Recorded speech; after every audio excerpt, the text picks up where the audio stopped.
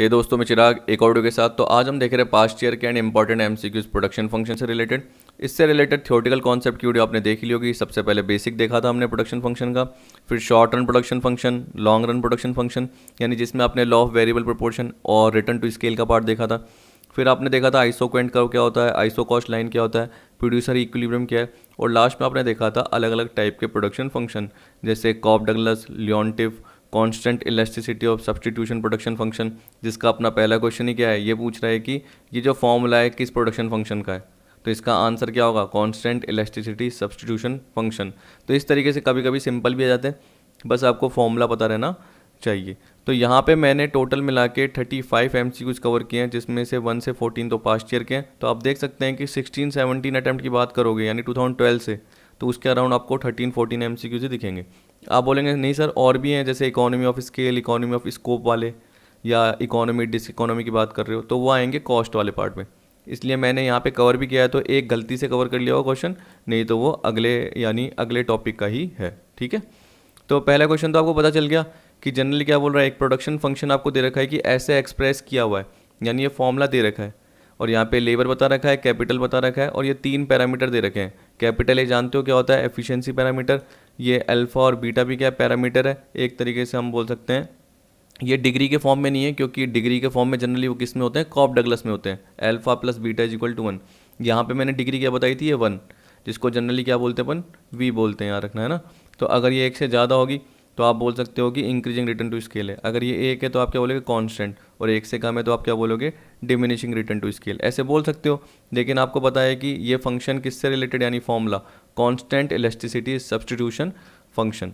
ठीक, तो एक बार फॉर्मूले जरूर देख लेना, ताकि आपके कभी कभी एग्जाम में आ सकते हैं। क्या पता आपका लियोनटिफ का आ जाए जो मैंने आपको बताया था, ठीक, कॉफ डगलस का आ जाए, तो कुछ भी आपसे पूछ सकता है, डायरेक्ट फॉर्मूला भी। तो इसका फर्स्ट का है ए। अब देखिए आगे का पार्ट स्टार्ट करने से पहले कर लेते हैं अनअकैडमी की बात। देखिए अनअकैडमी लेकर आया revise India for NTA UGC net 2021। 5 अप्रैल से स्टार्ट है। इसमें टॉप टीचर्स द्वारा कंप्लीट रिवीजन आपको प्रोवाइड कराया जाएगा एब्सोल्युटली फ्री। 12 डेज का ये सेशन होगा, टोटल मिला के 200 प्लस सेशंस होंगे, 33 एजुकेटर होंगे। आप देखिए देख सकते हैं कि इसमें पेपर 1 और पेपर 2 से रिलेटेड पूरी की पूरी 10 यूनिट्स कवर की जाएगी, जिसमें रिवीजन भी होगा और एमसीक्यू सेशंस भी होंगे। 21 सब्जेक्ट होंगे। तो आगे की स्लाइड में इसके सब्जेक्ट्स बता देता हूँ। पेपर 1 तो होगा ही कॉमन, इसके अलावा देखिए आपके स्पेसिफिक सब्जेक्ट से रिलेटेड जैसे commerce, English, history, Hindi, education, geography, इसी तरीके से economics, management, Sanskrit, law, Punjabi, इस तरीके से जो भी आपके स्पेसिफिक सब्जेक्ट हैं उनसे रिलेटेड भी सेशंस होंगे, एमसीक्यूज का पार्ट भी कवर होगा। तो अभी एनरोल कर सकते हैं, लिंक आपको क्या दे रखा है, डिस्क्रिप्शन में दे रखा है। और इसी तरीके से आप देख सकते हैं कि रिवीजन बैच भी स्टार्ट हो गए 7 अप्रैल से। रिवीजन जो हो रहा है वो प्रीवियस ईयर के क्वेश्चन के थ्रू हो रहा है। देखिए यहाँ पे पेपर 1 एंड सोशियोलॉजी है, जिसमें आशिमा नेगी और साक्षी पटेल आपको प्रीवियस ईयर के क्वेश्चन के थ्रू रिवीजन प्रोवाइड कराएंगे। तो आपका कोई कलीग, फ्रेंड, रिलेटिव जो कि सोशियोलॉजी से रिलेटेड सब्जेक्ट का एग्जाम दे रहा है, तो पेपर 1 भी है कॉमन और साथ में सोशियोलॉजी भी है। वैसे हिस्ट्री से रिलेटेड पार्ट भी है। इसका भी 7 अप्रैल से ही बैच स्टार्ट है। एनरोल का लिंक आपको डिस्क्रिप्शन में दिया गया है। वैसे ही कंप्यूटर साइंस से रिलेटेड भी रिवीजन है, प्रीवियस ईयर के क्वेश्चन के थ्रू ही हो रहा है। इसका भी 7 अप्रैल से स्टार्ट है। तो लिंक आपको डिस्क्रिप्शन में दिया गया है। और याद रखिए कि अगर आप सब्सक्रिप्शन लेते हैं प्लस या आइकॉनिक, तो चिराग एनटीए रेफरल कोड का जरूर यूज़ करना, जिससे आपको 10% ऑफ मिल जाएगा। तो जो भी बैचेस के लिंक है वो डिस्क्रिप्शन में दिए गए हैं, और रिवाइज इंडिया का लिंक भी डिस्क्रिप्शन में दिया गया है। तो एनरोल जरूर कीजिए। अब चलते हैं अपने आगे पार्ट की तरफ। सेकंड में बोल रखा है essence of law of diminishing return is inelastic production, negative marginal production, declining total production, declining average production. तो देखिए ये तो आपने देखा भी होगा, मैंने शायद ये पीडीएफ में कवर कराया था आपको। तो देखिए आपको पता है कि एक तरीके से जब डिमिनिशिंग रिटर्न की बात करते हैं तो वो सेकंड स्टेज से आती है, क्योंकि शुरू में इंक्रीजिंग होती है, फिर डिमिनिशिंग होती है, फिर नेगेटिव होती है।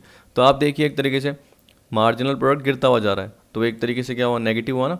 नेगेटिव कैसे, क्योंकि वर्कर बढ़ रहे हैं लेकिन प्रोडक्शन जो मार्जिनल है, टोटल तो बढ़ रहा है लेकिन मार्जिनल के हिसाब से आप देखो तो इसका मतलब क्या है कि हमारा टोटल वर्क बढ़ रहा है, लेकिन किस रेट से, डिमिनिशिंग रेट से। तो वो डिमिनिशिंग रिटर्न का मतलब क्या हुआ, एक तरीके से मार्जिनल प्रोडक्ट आपका धीरे धीरे क्या जा रहा है, गिरता हुआ जा रहा है, और लास्ट में क्या पहुंच जाएगा, वो नेगेटिव पहुंच जाएगा। ठीक है, और अगर आप कर्व से डिनोट करना चाहते हो तो ये कर्व भी बनाया हुआ था मैंने।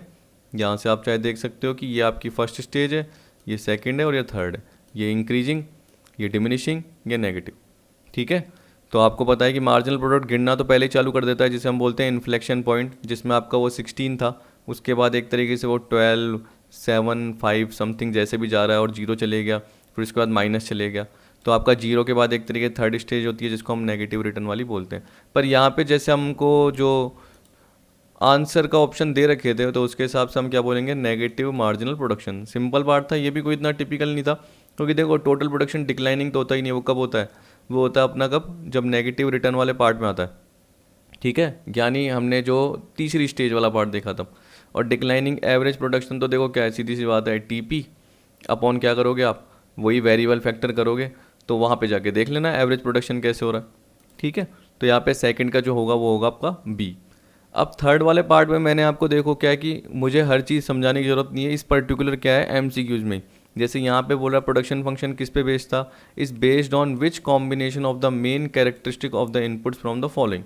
तो जनरली आपको पता है प्रोडक्शन फंक्शन मेन किस पे बेस है, इनपुट्स का यूज़ करते हो तब जाके आउटपुट निकलता है, मतलब लेबर और कैपिटल। तो उसमें क्या कैरेक्टरिस्टिक होनी चाहिए, तो मैंने आपको 3 बताई थी, आप पहली वीडियो के एंड में जाके देख लेना, यानी जब बेसिक बताया था तो उसमें मैंने 3 फीचर बताए थे, सब्सटीट्यूटेबिलिटी, कॉम्प्लीमेंटरिटी और स्पेसिफिसिटी। सब्सटीट्यूटेबिलिटी का मतलब यही है कि आप मान के चलो, आपको पता है कि आप लेबर बढ़ा रहे हो, आप क्या कर रहे हो, लेबर बढ़ा रहे हो साथ साथ, और आपने क्या पता जो शॉर्ट टर्म प्रोडक्शन फंक्शन की बात कर रहे हैं तो उसमें आपने कैपिटल या अदर फिक्स फैक्टर कांस्टेंट रखे और आप लेबर बढ़ा रहे हो। तो इसका मतलब क्या है, आपको पता है कि आप कैपिटल के साथ लेबर का यूज़ कर रहे हो तो आप सब्सटीट्यूट कर सकते हो। ठीक है, या ये भी बोल सकता हूँ कि आप लेबर बढ़ा रहे हो और कैपिटल कम कर रहे हो, तो वो भी एक तरीके से सब्सटीट्यूट का पार्ट है। कॉम्प्लीमेंट्री का मतलब क्या है कि लेबर के बिना कैपिटल अधूरा है, कैपिटल के बिना लेबर अधूरा है, चाहे आप कम ज़्यादा कर रहे हो लेकिन साथ साथ काम कर रहे हो, तो वो कॉम्प्लीमेंट्रिटी का पार्ट आ गया। स्पेसिफिसिटी का मतलब क्या हो गया कि लेबर जो भी काम कर रहा है वो एक स्पेसिफिक वर्क के लिए काम करेगा, तो क्या होगा, वो एक तरीके से एफिशिएंट काम करेगा। अगर वो अलग अलग काम बहुत सारे कर रहा है तो क्या पता वो एफिशिएंटली काम ना कर पाए, यानी अगर आपने उसको मल्टीटास्क दे दिए तो क्या पता नहीं कर पाए। तो एक उसको स्पेसिफिक वर्क दो जिसमें वो स्पेशलाइज हो सके, या हम बोलेंगे जो मशीन है स्पेशलाइज मशीन, वो उस स्पेशलाइज वर्कर को देनी चाहिए। तो ये बोल रहा है रॉ मटेरियल, मशीन, वर्कर, ये सब क्या होना चाहिए, उसकी स्पेसिफिक पार्ट होना चाहिए, स्पेसिफिसिटी होनी चाहिए। तो हम बोलेंगे फर्स्ट, सेकेंड और 4 है, तो थर्ड का होगा आपका ए। तो फ्लेक्सिबिलिटी नहीं होता कोई फीचर, 3 ही फीचर होते हैं याद रखना हमेशा। ये 2 बार आ चुका है, एक और बार आएगा भी, देखना नीचे कहीं ना कहीं आएगा, क्योंकि टोटल 35 एमसीक्यूज है तो एक एक करके कवर कर ही रहे हैं। फोर्थ में क्या बोल रहा है, given below are 2 statement, one label as assertion and other label as reason, read the statement and choose the correct answer using the code given below. Assertion में आपको दे रखा है there exist excess capacity of production for the firms if these incur losses, reason their production level has to remain below their economic capacity level. अब देखो 4 code दे रखे हैं आपको, वही ए और आर करेक्ट है, और आर क्या कर रहा है, राइट एक्सप्लेनेशन नहीं दे रहा। दूसरा क्या बोल रखा है, ए इनकरेक्ट है, आर करेक्ट है। तीसरा बोल रखा है ए और आर करेक्ट है और आर राइट एक्सप्लेनेशन दे रखा है। और चौथा बोल रहा है ए करेक्ट है लेकिन आर इनकरेक्ट है, यानी बी का उल्टा हो गया ना। ठीक, तो चारों में से कौन सा होगा, कईयों ने गलत दिया। मैंने व्हाट्सएप पे जनरली चेक किया था तो ये गलत ही दिया था कईयों ने। अब देखो नॉर्मल गलत क्यों है, आप देखिए असर्शन तो सही होगा, क्योंकि जनरली देखो बोल रहा है कि अगर फर्म को हानि होती है तो उस केस में उनके पास एक्सिस कैपेसिटी पड़ी हुई रहती है। इसका मतलब क्या हुआ कि उन्होंने अपनी कैपेसिटी को पूरा यूटिलाइज नहीं करा, मतलब वो ऑप्टिमम कैपेसिटी तक नहीं आ पाए, प्रोडक्शन नहीं कर पाए। ढंग से पढ़ो, देखो क्या बोल रहा है, देयर एग्जिस्ट पड़ी रहती है axis capacity of production for the firm if these incur losses. तो कोई फर्म अगर लॉस कब कर रही होगी, या तो वो क्या कर रही होगी, एक तरीके से हम बोल सकते हैं कि कॉस्ट बहुत ज़्यादा इंकर कर रही होगी, यही पार्ट होगा ना। नहीं तो दूसरा क्या बोल रहे हैं यहाँ पे कि जब आपके पास एक्सेस कैपेसिटी ही पड़ी हुई है प्रोडक्शन की, यानी आप अपने ऑप्टिमम लेवल तक, जो आपका ऑप्टिमम लेवल है प्रोडक्शन का, वहाँ तक ही नहीं पहुँच पा रहे और आप यहाँ पे प्रोड्यूस कर रहे हो। आपको पता है कि आपकी कैपेसिटी साल में 1 लाख यूनिट की है, लेकिन आपने प्रोड्यूस कितना करा, 80,000 ही करा। तो आपके पास कितनी एक्सेस कैपेसिटी अभी भी बची हुई है बनाने की, 20, लेकिन आप नहीं बना पा रहे। एक तो ये चीज़ ठीक है। फिर रीजन में बोल रखा है their production level has to remain below their economic capacity level. तो उसमें यही तो बोल रखा था कि आपके पास एक्सिस कैपेसिटी थी, इसका मतलब 1 लाख यूनिट आप ऑप्टिमम तक पहुंच सकते थे, लेकिन आपने 80 ही बनाई, तो आपके पास 20,000 ज़्यादा रह गई। तो ये भी एक तरीके से रीज़न हो सकता है कि आप उतना क्या कर सके, प्रोडक्शन नहीं कर सके, तो आपका एक तरीके से लॉस ही हुआ। दूसरा बोल रखा है their production level has to remain below their economic capacity level. अब आपका इकोनॉमिक कैपेसिटी लेवल कितना था, ऑप्टिमम 1 लाख था, लेकिन आपका प्रोडक्शन लेवल कितना रह गया, 80 तो रह गया। तो इसका मतलब रीजन बिल्कुल ठीक है और आपने क्या कर दिया, गलत दे दिया। Their production level has to remain, देखो प्रोडक्शन लेवल जब क्या रहेगा, कम रहेगा, तभी तो आपके पास एक्सिस कैपेसिटी पड़ी रहेगी। अगर आप पूरी कैपेसिटी में बनाओगे तो आप क्या बोलोगे, मैं तो ऑप्टिमम तक पहुंच गया। तो यहाँ पे बोल रहा है कि लॉस कब हुआ, जब आपके पास एक्सिस कैपेसिटी पड़ी हुई है। यानी आपने ऑप्टिमम तक प्रोड्यूस किया ही नहीं, और दूसरे में यही बोल रहा है कि उनका प्रोडक्शन लेवल क्या रहेगा, कम ही रहेगा जो उनकी ऑप्टिमम कैपेसिटी है उससे। तो अगर उससे कम रहेगा तो लॉस तो होगा ही होगा। तो असर्शन ठीक है और रीजन क्या कर रहा है, करेक्ट एक्सप्लेनेशन दे रहा है, जबकि कईयों ने क्या कर दिया यहाँ पे ए कर दिया, तो गलत हो जाएगा। हमारा क्या होगा answer C, both A and R correct and R is the right explanation of A. तो फोर्थ का क्या होगा आपका सी। ठीक है, फिफ्थ देखिए, फिफ्थ में क्या बोल रहा है, देखो फिफ्थ सबसे बेसिक क्वेश्चन, सिंपल। यहाँ पे बोल रखा है when labour is plotted on X axis and capital is plotted on Y axis and an isoquant is prepared then which of the following statement is are false. क्या बोल रखा है, false. तो आपको पता है कि तीन स्टेटमेंट में से क्या है, कौन से भी करेक्ट हो सकते हैं, फॉल्स हो सकते हैं, मुझे पता नहीं, क्योंकि कोड के हिसाब से देखो ए एंड बी भी बोल रखा है, ओनली सी, ओनली ए, ओनली बी। पढ़ते हो फिर पता चलता है। बोल रहा है MRTS of L4K, MRTS of labour for capital is equal to slope of isoquant. आपको पता है कि जो MRTS ऑफ L4K था वो इक्वल टू क्या होगा, स्लोप ऑफ आइसोक्वेंट होगा। आइसोक्वेंट जनरली आपने सीखा था। चलिए मैं क्या करता हूँ, आपको वहीं पे लेके चल लेता हूँ एक बार सीधा। देखो ये आ गए हम यहाँ पर, ये आ गया अपना पार्ट, ये मैंने बताया था आपको। तो देखिए आपको पता है कि marginal rate of technical substitution का मतलब क्या होता है, आपका जो पर्टिकुलर आपको ये आइसोक्वेंट का कर्व दे रखा है, तो उसमें आपको पता है कि अगर आप लेबर को क्या कर रहे हो, एक्स्ट्रा लगा रहे हो, तो उसके लिए आप कैपिटल का कितना पार्ट सेक्रीफाइस कर रहे हो, ये एक तरीके से marginal rate of technical substitution बताता है। तो देखो आपको बोल रहा है कि slope of isoquant is equal to marginal rate of technical substitution. ये एल के मतलब लेबर फॉर कैपिटल है।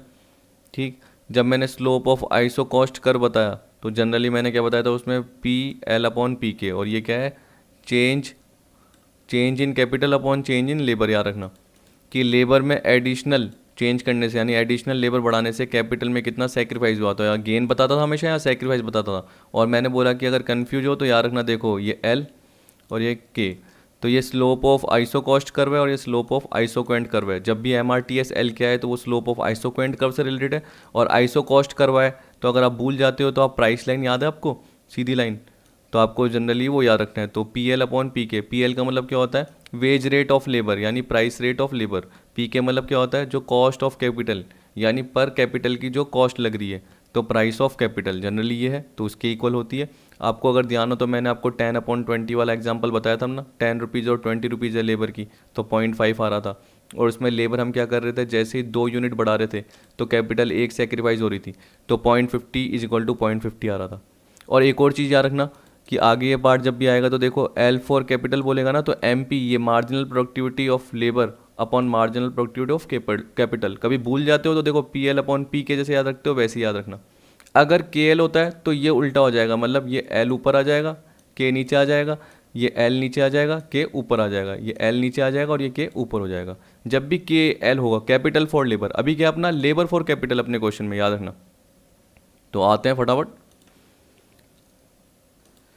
तो देखिए कई क्या करते हैं, मेरे एक पर्टिकुलर जो मैं एक्सप्लेन कराता हूँ वो देखते भी नहीं है, सीधा क्या करते हैं आंसर शीट देख लेते हैं।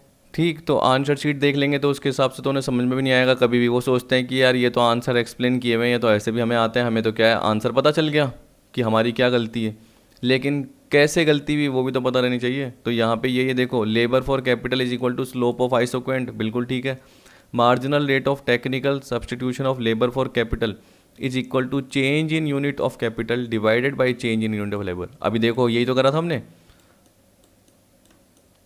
तो देखो ढंग से देख सकते हो आप, यही पार्ट है। जब भी लेबर फॉर कैपिटल आए LK, तो उस केस में क्या बोलेंगे, change in unit of capital divided by change in unit of labour. तो A भी ठीक है, B भी ठीक है। सी देखिए, marginal rate of technical substitution of labour for capital is the ratio of marginal productivity of capital, यानी ये बोल रहा है MPK, और नीचे क्या बोल रखा है MPL। ये रॉन्ग है, क्यों? क्योंकि आपको पता है कि जब मैंने बोला कि L ऊपर आएगा और K नीचे आएगा, जब भी आपका लेबर फॉर कैपिटल का पार्ट है तो मार्जिनल प्रोडक्टिविटी में सीधा सोचते हैं MPL, और प्राइस में भी सीधा सोचते हैं MPK, ठीक है। और PL अपॉन PK ऐसे होता है जनरली जब भी slope of iso cost line की बात है। तो आपको पता है कि एक तरीके से MRTS किसके इक्वल होता है, MPL अपॉन MPK के इक्वल ही हो जाता है। मैंने पहले की वीडियो में भी बताया था जनरली, जब मैंने MRS का पार्ट बताया था इंडिफरेंस कर्व, तब भी आपको समझाया था कि वो भी सेम ही है इसी की तरह। तो आप बोल सकते हो कि कौन सा गलत है, ये गलत है क्योंकि इसमें उल्टा बोल दिया। ठीक है, इसमें अगर बोलता है MPL अपॉन MPK तो सही रहता, इसमें उल्टा बोल दिया तो हम बोलेंगे ओनली सी स्टेटमेंट, केवल सी स्टेटमेंट फॉल्स है। तो अपना आंसर क्या होगा 5 का बी।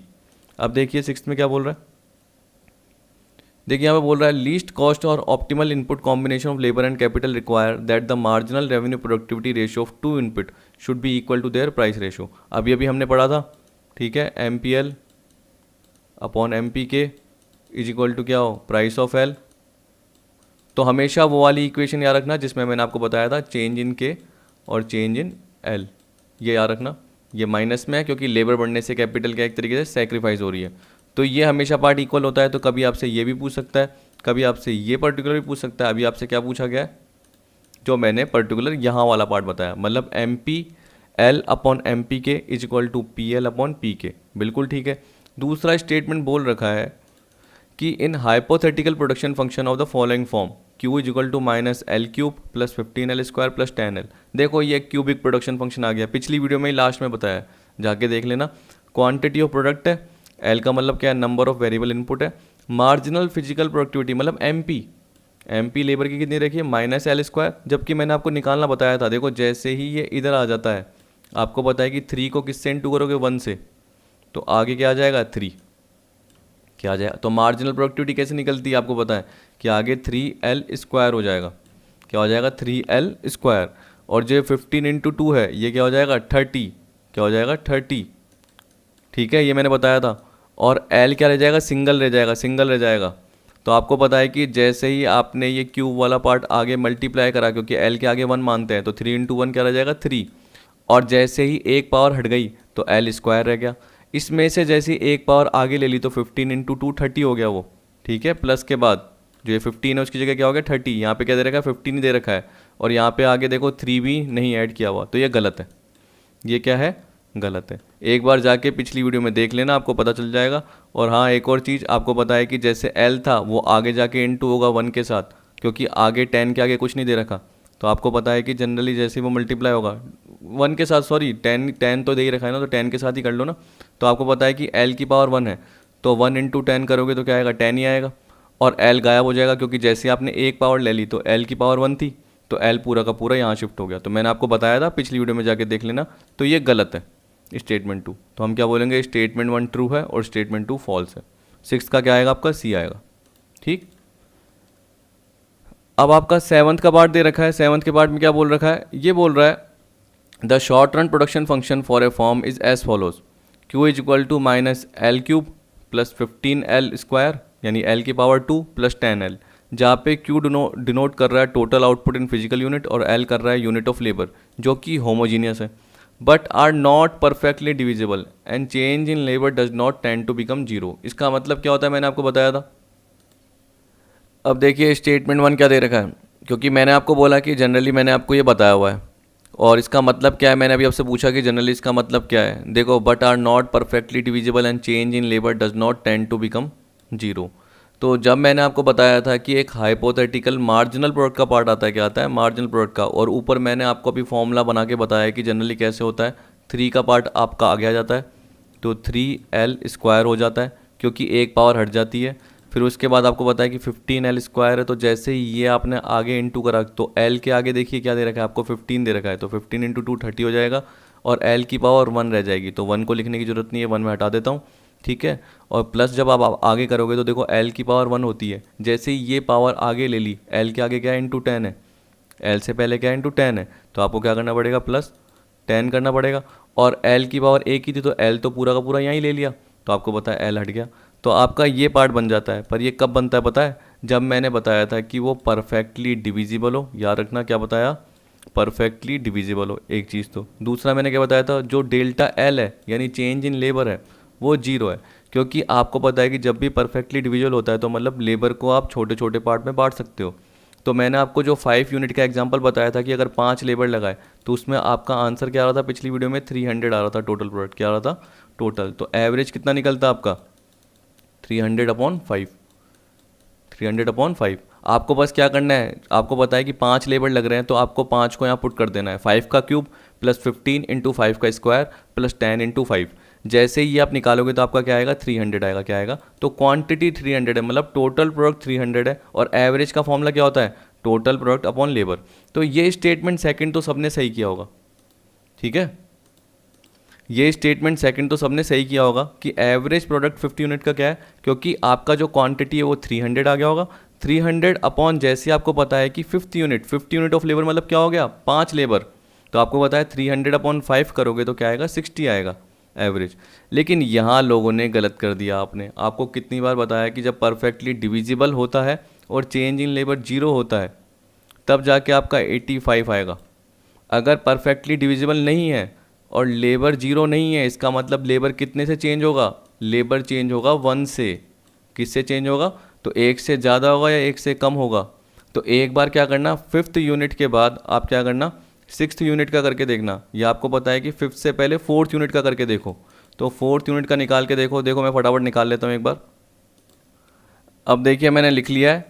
अब हमेशा याद रखिएगा, क्योंकि आप क्या करते हो, भूल जाते हो कि जब भी परफेक्टली डिविजिबल नहीं हो और चेंज इन लेबर 0 नहीं हो सकता, तो इसका मतलब क्या है? लेबर को आप 1 यूनिट से बढ़ाओगे या कम करोगे। क्योंकि लेबर परफेक्टली डिविजिबल नहीं है तो उस केस में आपको एक और लेबर रखना पड़ेगा या कम करना पड़ेगा। प्रोडक्शन बढ़ाओगे तो लेबर रखना पड़ेगा, प्रोडक्शन अगर कम करना है तो हटाना पड़ेगा। तो हमें पता है कि हमारा एग्जाम्पल जो था, हमारा जो है यानी क्वेश्चन था, उसमें 5th यूनिट दे रखा था लेबर। तो बोल रहा है कि मार्जिनल प्रोडक्ट जो 5th यूनिट का है वो 85 है। तो वो कैसे निकालोगे आपको? तो आपने जनरली जो कर दिया, देखो यहाँ पे बोल रहा है in this production function the marginal product of 5th unit of labour is 85। अब ये सही है नहीं है तो वो कैसे निकालोगे? तो आपको क्या करना है, आपको 4th यूनिट पुट कर देनी है इस पर्टिकुलर पार्ट में। तो जैसे आप पुट करोगे तो आपका कितना आएगा? 216 आएगा। कितना आएगा? 216 निकाल के देख लेना। जैसे आपने 4 का क्यूब करा, क्योंकि ये माइनस का आएगा आपका पार्ट, ये 15 इंटू 4 का स्क्वायर करा प्लस 10 इंटू 4 करा, तो ये अराउंड मेरे हिसाब से 240 आएगा। 240 प्लस क्या करोगे, 40 करोगे 280, 280 में जैसे 64 लेस करोगे तो 216 आएगा। क्या आएगा? 216। अब देखो आपको पता है कि जो TP आपका L का मतलब क्या है यहाँ पे? TP 5, और यहाँ पे क्या है? 5 माइनस 1 मतलब 4। TP 5 में से TP 4 लेस करोगे, TP 4 क्या था आपका? टोटल प्रोडक्ट 216, तो आपका कितना आएगा? 84। तो जब वो परफेक्टली डिविजिबल नहीं हो और चेंज इन लेबर 0 नहीं हो सकता, इसका मतलब चेंज इन लेबर किसके बराबर होगा? 1 के बराबर। तब कौन सा लगेगा फॉर्मूला? ये वाला लगेगा, नॉर्मल, जो कि आपने relationship between TP and MP में सीखा। लेकिन जो कल आपने सीखा उसमें मैंने क्या बताया था, देखो अब एक बार वहाँ जाके बता देता हूँ। इसका मतलब ये गलत है, याद रखना। अब ऑप्शन भूल मत जाना। देखिए यहाँ पे हम आ गए। आप देखिए यहाँ पे मैंने क्या लिखा है कि by substituting numerical value for labour in, ये इक्वेशन दे रखा है। अब ये कौन सी वाली आपको नहीं दिख रही है ना MP, कि ऐसा निकलता है change in Q upon change in L, ये कम निकलता है। This method can be used only where labour is perfectly divisible and delta L is equal to 0। जबकि हमारे वाले क्वेश्चन में क्या था कि लेबर परफेक्टली डिविजिबल नहीं है और डेल्टा 0 नहीं हो सकता। वो डेल्टा किसके बराबर होगा? एक तरीके से हम बोल सकते हैं कि लेबर 1 से बढ़ रहा है, 1 से कम हो रहा है, तो लेबर किसके बराबर होगा? 1 के बराबर होगा। तो तब हम कौन सा यूज़ करेंगे? ये वाला। तो कैलकुलस मेथड यूज़ नहीं कर सकते तब जब भी परफेक्टली डिविजिबल नहीं हो और डेल्टा L 0 नहीं हो, मतलब क्या है? वो 1 से बढ़ेगा या कम होगा, तब हम इसका यूज़ करेंगे, मतलब बेसिक वाले पार्ट का। बेसिक वाले पार्ट का यूज़ करेंगे तो आंसर क्या आ रहा है अपना? 84। क्या आ रहा है? 84। जबकि इसमें क्या आ रहा है? 85, क्योंकि बेसिक वाला पार्ट है। तो इसलिए क्या बोलेंगे? स्टेटमेंट 2 सही है और स्टेटमेंट 1 गलत है। तो स्टेटमेंट 2 सही है, स्टेटमेंट 1 गलत है। तो कौन सा आएगा 7th का? D। 7th का क्या आएगा? D। तो देखिए इस तरीके से आप गलती कर देते हो तो पीछे एक बार जाके देखिए, आपको पता चल जाएगा। ढंग से आपने पढ़ा नहीं तो 7th का है D। 8th का देखिए, 8th मैंने गलती से क्या करा, कंज्यूमर बिहेवियर वाला ऐड कर दिया। आपको पता है कि देखो असर्शन में बोल रखा है Gossen's first law of consumption is invariably applicable in case of individual consumption behaviour. आपको पता है कि जब भी आप गोसेंस फर्स्ट लॉ बोलते हो तो मतलब जनरली क्या आता है? Law of DMU, diminishing marginal utility, जिसमें आपको जनरली पता है कि एक और यूनिट एक्स्ट्रा कंज्यूम करते जाते हो तो मार्जिनल यूटिलिटी गिरती जाती है। ये जनरली बताया था। लेकिन आपको पता है कि इसके एक्सेप्शन भी होते हैं। तो ये बताओ ऑलमोस्ट लगभग हमेशा क्या गॉसेंस फर्स्ट लॉ अप्लाई होता है कि नहीं? एक्सेप्शन बहुत सारे हैं। डायमंड के केस में आपको पता है कि लास्ट यूनिट की यूटिलिटी ज़्यादा रहती है। तो इसका मतलब क्या हुआ? मार्जिनल यूटिलिटी कम नहीं होगी, बढ़ती जाएगी। आपको पता है कि आपको मैंने बताया था, और किस में बताया था मैंने आपको? हाँ, आर्टिफिशियल जो मैंने बताया था, जैसे पर्टिकुलर गुड्स जो होते हैं, जो कंस्पीशियस गुड्स होते हैं एक तरीके से। हाँ, वही जो भी मैंने बताया, डायमंड ज्वेलरी पर्टिकुलर, वो पार्ट आपको बताया। इसी तरीके से हाँ, जो अल्कोहल कंज्यूम करता है, जो लिकर कंज्यूम करता है, जो मैंने बताया, तो अल्कोहल या लिकर कुछ भी बोलिए। इसी तरीके से ओपियम अफीम बताया था, सिगरेट कंज्यूम करता है पर्सन, तो जनरली उसकी क्या होगी, अगली यूनिट के लिए मार्जिनल यूटिलिटी हाई होगी, गिरेगी नहीं। तो हम ये नहीं बोल सकते कि हर वक्त लॉ ऑफ डीएमयू अप्लाई होगा और मार्जिनल यूटिलिटी एक्स्ट्रा यूनिट के साथ गिरती जाएगी, ऐसा नहीं होता। कभी कभी क्या होता है, एक्सेप्शन भी आते हैं और बढ़ती भी जाती है। तो इसलिए असर्शन क्या है, ये गलत है। दूसरा, it serves as an important determinant of demand for the goods and services in the market. हाँ, एक तरीके से आपको पता है कि लॉ ऑफ डिमांड जनरली जो कैलकुलेट होता है वो किसके थ्रू एक तरीके से पता चला आपको, लॉ ऑफ डीएमयू के थ्रू। जब भी आप लॉ ऑफ डिमांड पढ़ते हो तो उससे पहले मैंने आपको क्या बताया, मुझे क्या करवाना चाहिए था, आपको लॉ ऑफ डीएमयू समझाना चाहिए था। क्यों? क्योंकि आपको पता है कि यूटिलिटी के थ्रू क्या पता चलता है कि जो मार्जिनल यूटिलिटी ऑफ मनी है उसके वो कांस्टेंट रहती है। तो आपको पता है कि हर एडिशनल यूनिट के लिए आप कम पैसे देने के लिए तैयार हो। क्यों? क्योंकि आपको पता है कि शुरू में आप ज़्यादा पैसे देने के लिए तैयार हो। क्यों? क्योंकि आपको सेटिस्फेक्शन अच्छी मिल रही है, लेकिन धीरे धीरे आप कम देने के लिए तैयार हो। तो इसका मतलब जैसे ही एक्स्ट्रा यूनिट बढ़ती है तो प्राइस कम हो जाती है। तो यहाँ पे एक तरीके से गुड्स एंड सर्विस का डिमांड निकालने के लिए लॉ ऑफ डीएमयू अप्लाई होता है या गोसेंस का फर्स्ट लॉ अप्लाई होता है। तो ये तो इसलिए गलत हो गया क्योंकि यहाँ पे इनवेरिएबली बोल दिया। इसका मतलब ही क्या होता है, लगभग हमेशा। लेकिन आपको पता है कि लगभग हमेशा नहीं होता, कभी कभी एक्सेप्शन भी आ सकते हैं और मार्जिनल यूटिलिटी बढ़ भी सकती है, लेकिन रीजन सही है। तो हम क्या बोलेंगे, ए इनकरेक्ट है और आर करेक्ट है, तो इसका भी क्या होगा, एर्थ का डी होगा। ए इनकरेक्ट है, आर करेक्ट है। अब देखिए 9th वाला वही पार्ट जो कि आपका दिसंबर 18 समथिंग में आया था। Production function for A product is based on certain assumptions, indicate the correct code from the following. तो वही फीचर्स, तो आपको मैंने 3 फीचर्स बताए थे, कॉम्प्लीमेंट्रिटी, सब्सटीट्यूटेबिलिटी, सबसे पहले ये बताया था, फिर ये बताया था, फिर स्पेसिफिसिटी बताया था। तो अपना ये नहीं होगा प्रोडक्ट इलास्टिसिटी, तो हम बोलेंगे आंसर क्या होगा, ए बी और डी। कहाँ पे आ रहा है, इसमें। तो 9th का भी क्या होगा आपका, डी। 9th का भी क्या होगा, डी। अब 10th देखिए, 10th में क्या बोल रहा है, 10th में जनरली बोल रहा है कि आपको प्रोडक्शन फंक्शन दे रखा है। तो आपको देखो ये देखते ही पता चल गया कि ये कॉप डगलस का है, किसका है, कॉप डगलस का। और यहाँ पे आपको रिटर्न टू स्केल दे रखी है। तो देखिए यहाँ पे थोड़ी सी गड़बड़ क्या थी, देखो 0.19, 0.88, टोटल मिला के कितना हो रहा है, 1 कितना होता है, 0.7 कितना हो रहा है, 1 पॉइंट। तो आपको मैंने बताया था जब भी alpha plus beta greater than 1 हो तो कौन सी रिटर्न होगी, इंक्रीजिंग रिटर्न टू स्केल होगी। तो आपको बताया 1.07 आ रहा है, तो इसका 3 होगा। फिर आपको बोल रखा है कि देखो 0.75 और 0.25, तो alpha plus beta is equal to 1 हो तो कौन सी होगी आपकी, कांस्टेंट होगी, क्योंकि इक्वल टू 1 है। तो एक बार इसको हटा देता हूँ पूरा। तो देखो इसका आपको पता है कि कौन सा होगा, इंक्रीजिंग, इसका आपको पता है कि होगा कांस्टेंट। अब देखिए 0.63 और 0.30, तो क्या होता है ये टोटल मिला के 0.93, तो जो एक से कम है तो उस केस में हम क्या बोलेंगे, डिमिनिशिंग। तो मेरे को तो यही आंसर लगा 3, 1 और 2। और शायद ये जो 10th वाला पार्ट है इसमें इन्होंने शायद है ना सी आंसर दिया हुआ था। और देखो मैंने कई जगह चेक भी करा तो आंसर की में तो क्या है, कुछ भी गलती नहीं की गई, आंसर की में तो यही सही किया गया है। लेकिन मुझे नहीं लग रहा कि ये सही है। क्यों? क्योंकि देखो आपके 1.07 आ रहा है और डिमिनिशिंग कैसे हो सकता है, वो तो इंक्रीजिंग ही होगा। और अगर आपका 1 आ रहा है तो वो कांस्टेंट होगा, तो उसमें ये थोड़ी कि 1 आ रहा है तो इंक्रीजिंग रिटर्न हो गया, 1 आ गया तो इंक्रीजिंग रिटर्न, तभी मेरे को गलत लगा। तो इसलिए मैं नीचे क्या लिख दूंगा यहाँ पे कि आंसर जो होगा वो 312 होगा। क्योंकि जब भी हम डिग्री 1 से ज़्यादा देखते हैं तो इंक्रीजिंग, डिग्री 1 के इक्वल देखते हैं तो कांस्टेंट, और डिग्री 1 से क्या होता है, कम होता है तो डिमिनिशिंग रिटर्न टू स्केल होती है। अब क्या पता उस वक्त चेकिंग वैकिंग का क्या पता होगा भी सिस्टम, लेकिन लोगों का सही नहीं किया हो, क्योंकि कभी कभी एनटीए अपना ही काम करता है। जैसे इस बार आपको दिसंबर 19 के लिए पता है कि कॉमर्स में क्या हो गया, कईयों के जेआरपी क्लियर हो गई क्योंकि एक क्वेश्चन से रह गई थी, लेकिन बाद में उन्होंने क्या कर दिया, सही कर दिया। शुरू में तो सही नहीं करा, लेकिन कोई ना कोई एक क्वेश्चन उन्होंने क्या कर दिया, सही कर दिया। तो ये इनको ऊपर होता है, हम क्या कर सकते हैं, ठीक। तो इसलिए मैं नीचे क्या कर दूंगा, इसका अलग से आंसर दे दूंगा लिख के आपको, ताकि आपको आइडिया हो जाए, आगे कभी आपकी दिक्कत ना हो।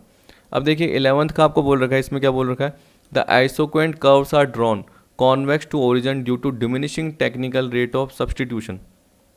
ठीक है, तो ये आपको पता ही है जनरली, क्यों, क्योंकि marginal rate of technical substitution क्या होती है, डिमिनिश ही होती है, तब जाके ये वो कॉन्वेक्स बनेगा।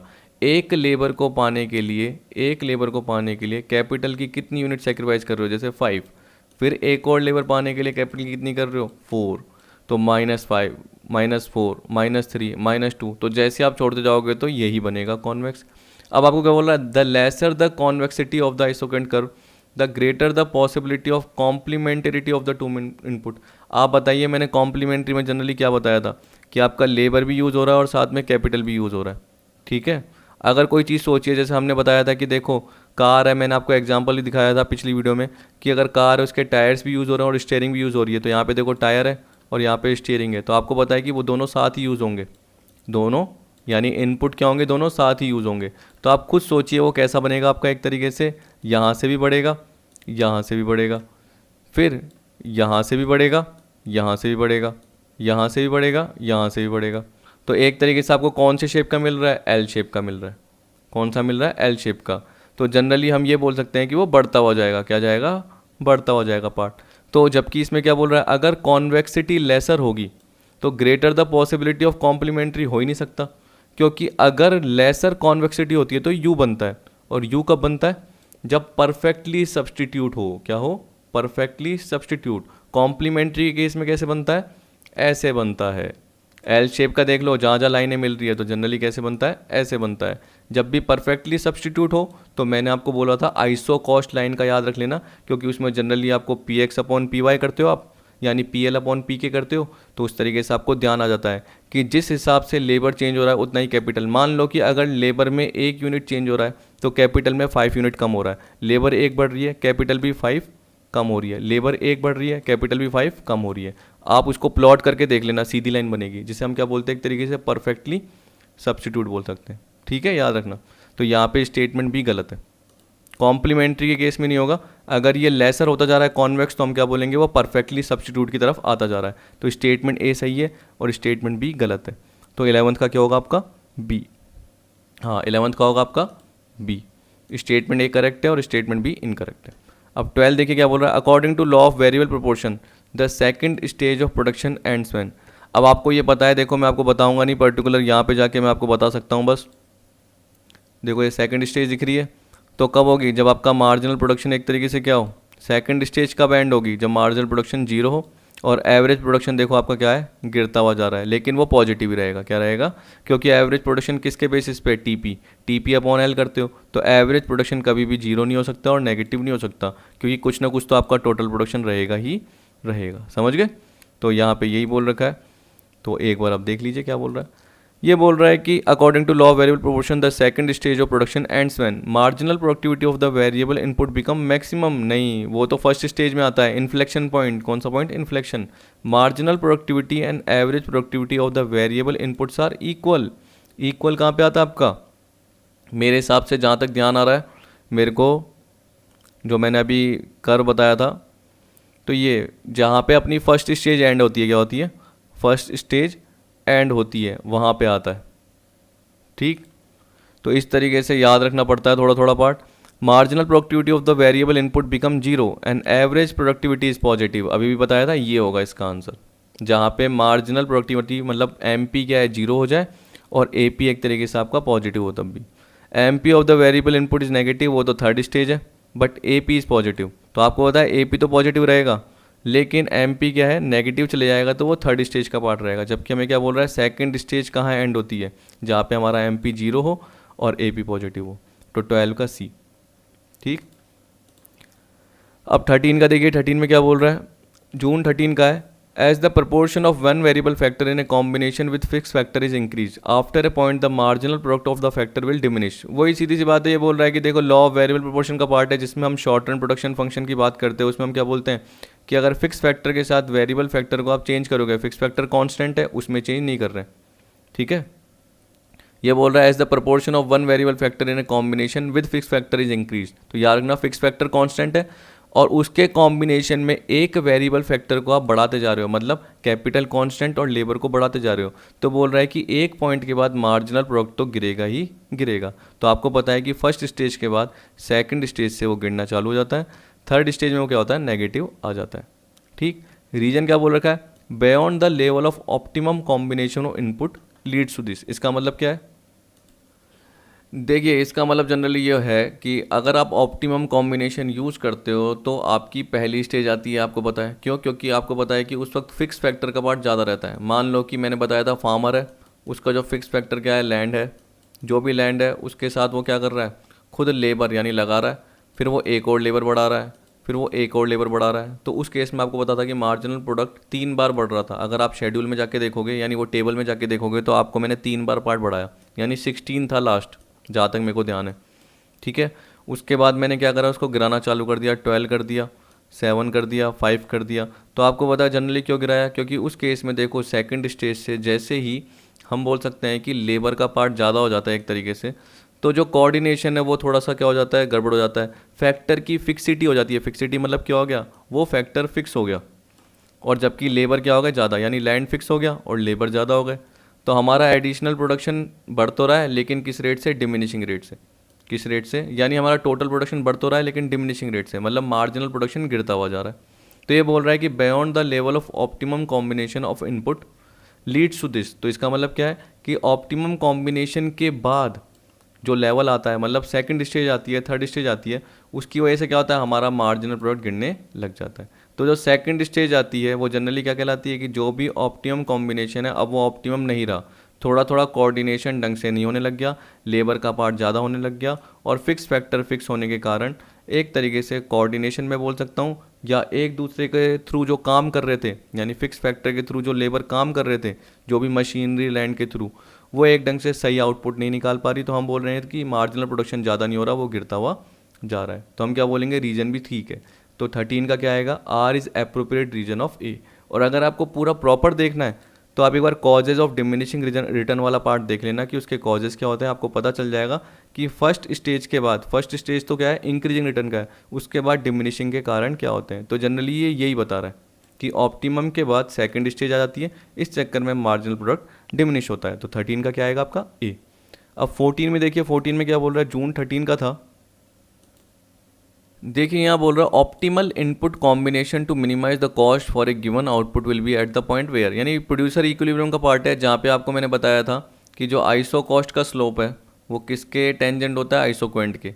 मतलब आपने आइसोक्वेंट देखा था, आइसोक्वेंट जनरली ये होता है क्वांटिटी से रिलेटेड, और कॉस्ट मतलब क्या होता है, वो एक स्ट्रेट लाइन होती है जैसे प्राइस लाइन होती है। तो ये एक तरीके से टेंजेंट आ गया। फिर ये तो ठीक है, फिर आपको बोल रहा है MRTS between inputs is equal. तो इनपुट्स आपको पता है लेबर और कैपिटल, तो उससे रिलेटेड MRTS का पार्ट है, आपको पता है कि labour capital is equal to generally क्या होता है। तो हम बोल सकते हैं कि जो मार्जिनल प्रोडक्टिविटी है लेबर और कैपिटल की, ठीक है, वो आप बोल सकते हो कि जो PL और PK उसके इक्वल है। या आप ये भी बोल सकते हो कि जो marginal rate of technical substitution का आपने पार्ट देखा, उसमें देखा change in K upon change in L, labour बढ़ाने से कैपिटल कितना सेक्रीफाइस हो रहा है। तो यहाँ गेन की बात कर रहा है, यहाँ सेक्रीफाइस की बात कर रहा है। तो एक तरीके से बोल रहा है कि marginal rate of technical substitution between inputs, तो इनपुट मतलब लेबर और कैपिटल, उनके बीच में इसमें जब भी आइसो कॉस्ट टेंजेंट होता है तो वो इक्वल रहेगा, तो इक्वल का पार्ट रहेगा। फिर आपको बोल रहा है any movement from optimum point will lead to low level of output. तो अगर आपका जो है ऑप्टिमम पॉइंट है, इससे अगर आप कहीं पे भी मूवमेंट करते हो, मतलब यहाँ मूवमेंट करते हो, या आपको बोल दिया चलो यहीं मूवमेंट कर रहे हो या यहीं मूवमेंट कर रहे हो, तो उस केस में आपका लो लेवल ऑफ आउटपुट रहेगा। क्योंकि देखो उस वक्त आपको या तो चलो यहाँ पे तो मूव कर भी नहीं सकते, क्यों नहीं कर सकते, क्योंकि कॉस्ट लाइन यही है। तो मान के चलो कि एक और पर्टिकुलर मैंने आइसोक्वेंट कर बनाया, तो मैं यहाँ पे भी नहीं जा सकता और यहाँ पे भी नहीं जा सकता, क्योंकि टेंजेंट नहीं है। और यहाँ पे तो एक तरीके से हम क्या बोल सकते हैं, पार्ट ही नीचे आएगा। तो पार्ट नीचे आएगा तो आपका ऑप्टिमम कॉम्बिनेशन आएगा ही नहीं, क्योंकि आपको पूरे का पूरा कॉस्ट यहीं पे ही खर्च करनी पड़ेगी। तो हम बोल सकते हैं कि ABC ठीक है। तो 14th का क्या आएगा, D, all the above condition are fulfilled. 15 का देखिए क्या बोल रहा है, कॉप डगलस प्रोडक्शन फंक्शन में आपको दे रखा है कि अल्फा 0.6 है और बीटा कितना है 0.30, दोनों का टोटल करो 0.90। तो जनरली क्या बताएगा आपको, डिक्रीजिंग रिटर्न टू स्केल, पहले भी बता चुका हूँ, तो सेम वही है। तो 15 का क्या आएगा आपका C। 16 में आपको क्या बोल रखा है, अब देखिए आपके पास्ट ईयर के नहीं है, अब आपके इंपॉर्टेंट है, कुछ टिपिकल है, कुछ सिंपल है। जैसे देखिए simple, in Cobb Douglas production function elasticity of factor substitution is equal to 0, infinity, 1, less than 1। मैंने आपको बताया था कांस्टेंट रहती है, और इलास्टिसिटी ऑफ फैक्टर सब्सटीट्यूशन का मतलब क्या होता है, आपको पता है कि परसेंटेज चेंज इन लेबर, ठीक है ना, यही बताया था, उससे आउटपुट पे क्या असर हो रहा है, ये बताया था। तो जनरली किससे रिलेटेड था, अल्फा से रिलेटेड था। वैसे बीटा का बताया था, बीटा में क्या बताया था, नीचे कैपिटल, क्या बताया था, उससे आउटपुट पे क्या असर हो रहा है, परसेंटेज चेंज इन कैपिटल, और ऊपर क्या आएगा, परसेंटेज चेंज इन आउटपुट। तो जनरली आपको पता है कि अल्फा प्लस बीटा कब कॉन्स्टेंट होता है, जब वो इक्वल टू 1 होता है। तो यहाँ पे 16 का क्या आएगा आपका, 1 आएगा, ठीक है। फिर 17 में आपको क्या बोल रखा है, if all inputs are increase in the same proportion then it is the case of, अगर आप सोचिए कि सारे इनपुट्स को सेम प्रोपोर्शन में बढ़ाते हो तो फिक्स प्रोपोर्शन आता है। और वो फिक्स प्रोपोर्शन किस में आता है, जैसे मैंने आपको बोला कि एक मशीन है यानी एक कैपिटल है और 2 लेबर लगते हैं। फिर मान लो कि ये बोल रहा है कि अगर सेम प्रोपोर्शन में सारे इनपुट को, मतलब जो कैपिटल मतलब फिक्स फैक्टर है उसको भी वेरिएबल मान लिया, तो वो कहाँ पे मानते हैं, लॉन्ग रन में। किस में मानते हैं, लॉन्ग रन में। तो आपको पता है कि सारे फिक्स फैक्टर वेरिएबल हो जाते हैं। तो एक और मशीन लगाई 4 लेबर हो गए, एक और मशीन लगाई 6 लेबर हो गए। तो प्रोपोर्शन देखिए 1:2, 1:2, और ये 3:6 है तो 1:2। तो ये बोल रहा है कि कब सेम प्रोपोर्शन रहता है, तो आप क्या बोलोगे, लॉन्ग रन में। और आपको पता है law of return to scale में, क्योंकि शॉर्ट रन किससे रिलेटेड है एक तरीके से, या लॉ ऑफ वेरिएबल प्रोपोर्शन किससे रिलेटेड है, शॉर्ट रन से रिलेटेड है। जहाँ पे हम बोल सकते हैं कि क्या आता है, वेरिएबल प्रोपोर्शन प्रोडक्शन फंक्शन। देखो क्योंकि नाम ही क्या है टॉपिक का, ये इसको क्या बोलते हैं, लॉ ऑफ डिमिनिशिंग रिटर्न भी बोलते हैं, यहाँ रखना, और law of diminishing marginal product भी बोल सकते हैं इसको। लेकिन हमारा जो आंसर होगा वो होगा 2 और 4, क्योंकि वो लॉन्ग रन से रिलेटेड है। तो 2 और 4 किस में आएगा, डी में। 17th का होगा आपका डी। 18 का देखिए क्या बोल रहा है। देखिए ये मैंने बताया था कि इकोनॉमीज ऑफ स्केल का मैंने एक पर्टिकुलर क्वेश्चन गलती से ले लिया। अब ले लिया तो क्या कर सकते हैं, जैसे मैंने कंज्यूमर बिहेवियर का भी ले रखा है और ये भी ले रखा है, फिर भी आपको मैंने इकोनॉमीज ऑफ स्केल का पार्ट कुछ ना कुछ सिखाया हुआ है। जैसे रिटर्न टू स्केल में मैंने आपको बताया था इंटरनल इकोनॉमी और एक्सटर्नल इकोनॉमीज क्या होती है। उसके थ्रू क्या होता है, आपको पता है कि जब भी आप अपने बिजनेस का स्केल बढ़ाते हो तो आपका प्रोडक्शन बढ़ता है। प्रोडक्शन बढ़ता है तो टोटल आपकी मान को चलो कि आउटपुट ज़्यादा निकला, टोटल आउटपुट ज़्यादा निकला, ठीक। और डिवाइड बाय आपको पता है कि जो भी आपका आउटपुट निकला, जितना भी आपका एक तरीके से यूनिट जितनी भी निकली, डिवाइड बाय गलती से बोल दिया, तो जो भी उसकी टोटल कॉस्ट है, ये क्या है, ये टोटल कॉस्ट। तो आप total cost divide by total output कर दोगे, क्या कर दोगे, टोटल आउटपुट। तो आपकी कॉस्ट पर यूनिट कम आएगी, जिसे हम एवरेज कॉस्ट भी बोल सकते हैं। तो ये जनरली कब होता है, लॉन्ग रन में ज़्यादातर होता है, क्योंकि आपको पता है कि रिटर्न टू स्केल का पार्ट लॉन्ग रन से रिलेटेड ही होता है। तो बोला law of increasing return to scale is indicated of economies of scale in production. आपको पता है कि जब भी law of increasing return to scale का मतलब हम बोलते हैं, तो इसका मतलब क्या होता है कि लेबर और कैपिटल में मान लो कि अगर 10% चेंज किया है, लेबर और कैपिटल में अगर प्रोपोर्शन में 10% चेंज किया है, तो आपके आउटपुट में कितना चेंज होगा, मान लो 20%, मतलब 2 गुना हो गया। 15% मतलब 1.5 गुना हो गया, 1.5 टाइम्स हो गया, मतलब 1 से ज़्यादा हो रहा है। तो उस केस में हम क्या बोलेंगे, इंक्रीजिंग रिटर्न टू स्केल। तो हमने कॉस्ट कम लगाई लेकिन आउटपुट ज़्यादा निकला। आपको पता है कि आउटपुट ज़्यादा निकलेगा, तो उस केस में मैंने क्या बोला, total cost upon total output करोगे तो कॉस्ट पर यूनिट क्या आएगी, कम आएगी। उसे हम बोलते हैं इकोनॉमीज ऑफ स्केल। अब देखो एक इकोनॉमीज ऑफ स्कोप भी होता है, क्या होता है वो अगली वीडियो में बताऊंगा, क्योंकि अभी बताऊंगा कन्फ्यूज हो जाओगे।